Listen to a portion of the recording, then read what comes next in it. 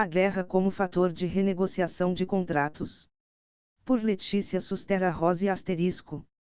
O mundo passa por dias difíceis, diante de guerras que sempre trazem, além de muito sofrimento, instabilidades políticas e econômicas. Tidos como eventos extraordinários e inesperados, os conflitos de enormes proporções fogem à área normal de qualquer contrato.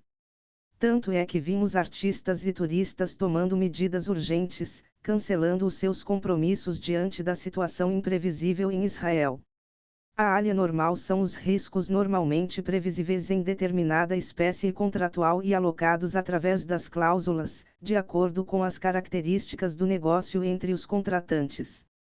Pode ser gerida de duas formas entre os contratantes, positiva ou negativamente.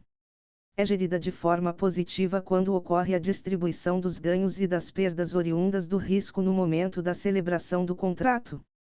Os contratos típicos, ou seja, aqueles cujas regras estão na lei, já estabelecem certa alocação das alheias normais. Mas essa alocação algumas vezes não atende às vontades das partes envolvidas e, por isso, eventualmente a gestão positiva da área normal dá origem a contratos atípicos, cujas regras não estão na lei, mas são criadas pelos próprios contratantes. O risco econômico não alocado pelo contrato, seja negativa ou positivamente, será considerado imprevisível e extraordinário. Este risco não alocado deve extrapolar a normalidade do conteúdo e da função do contrato. Assim, as partes poderão remediar a situação através da resolução ou revisão contratual por onerosidade excessiva.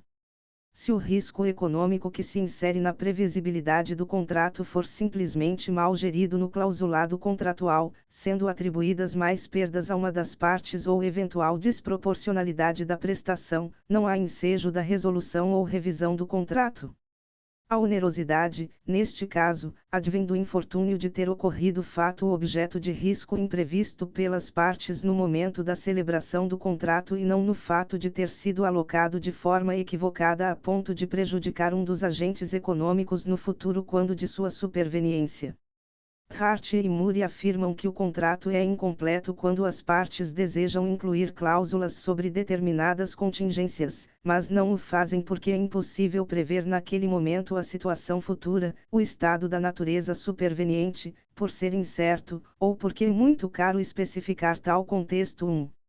Nesse sentido, Steven Chavel diz que a incompletude contratual é oriunda de contingências, como uma guerra com terroristas, as quais podem ser difíceis para as partes verificarem, o que tornaria inviável a inclusão no contrato de uma cláusula relacionada a tal situação, sendo mais plausível elaborar uma cláusula de renegociação ou até mesmo estabelecer a possibilidade de inadimplemento mediante indenização por perdas e danos. 2. Quanto às lacunas contratuais, apesar de o contrato incompleto não apresentar seu clausulado detalhado plano de ação e de riscos, ele define, por exemplo, objetivos, regras gerais e modos de solução de conflitos. Embora os tribunais busquem cada vez mais essa universalização para a interpretação dos contratos, a forma mais clássica de solução da incompletude contratual é por meio da renegociação entre as partes, ou seja, através de um novo acordo. No momento de celebração dos contratos, as partes podem determinar que eventuais lacunas possam ser preenchidas por um terceiro, um mediador, um perito ou por um árbitro, ou por uma delas. Alguns autores entendem que se deve distinguir entre a função de completude do contrato da solução de conflitos porque na complementação do contrato o terceiro, o árbitro para o caso de cláusula de arbitragem, ou o juiz, não deverá proferir decisão sobre qual parte tem razão, mas apenas preencher a lacuna 3 e deixar para as partes resolverem o prosseguimento do negócio a partir da interpretação dada àquela incompletude anteriormente passível de apreciação pelo terceiro alheio ao contrato.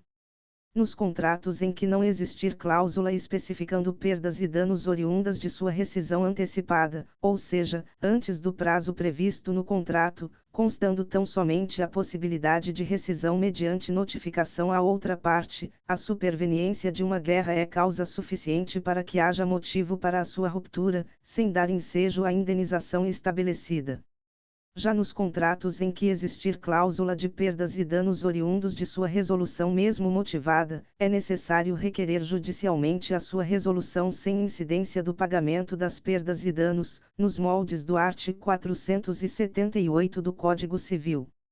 Asterisco Letícia Susterra Rose, doutora em Direito Comercial com ênfase em Propriedade Intelectual pela USP, mestre em Direito Privado com ênfase em Contratos e especialista em Processo Civil pela UFRGS, bacharel em Ciências Jurídicas e Sociais pela PUC-RS, advogada atuante em resolução de disputas e consultas em Direito da Moda, Direito do Entretenimento, Direito Civil, Direito Empresarial e Propriedade Intelectual. Notas: Unhart, Oliver, Murray, John Hardman.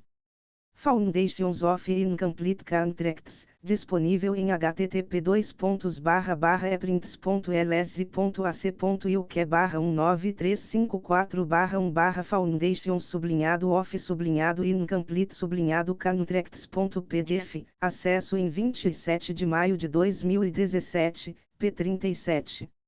2 Chevelle, Stephen. Why breach of contract may not be immoral given the incompleteness of contracts. Mich. L. Rev. 2009, p. 1572. 3 Forgione, Paula. A Teoria Geral dos Contratos Empresariais. RT, p. 194195.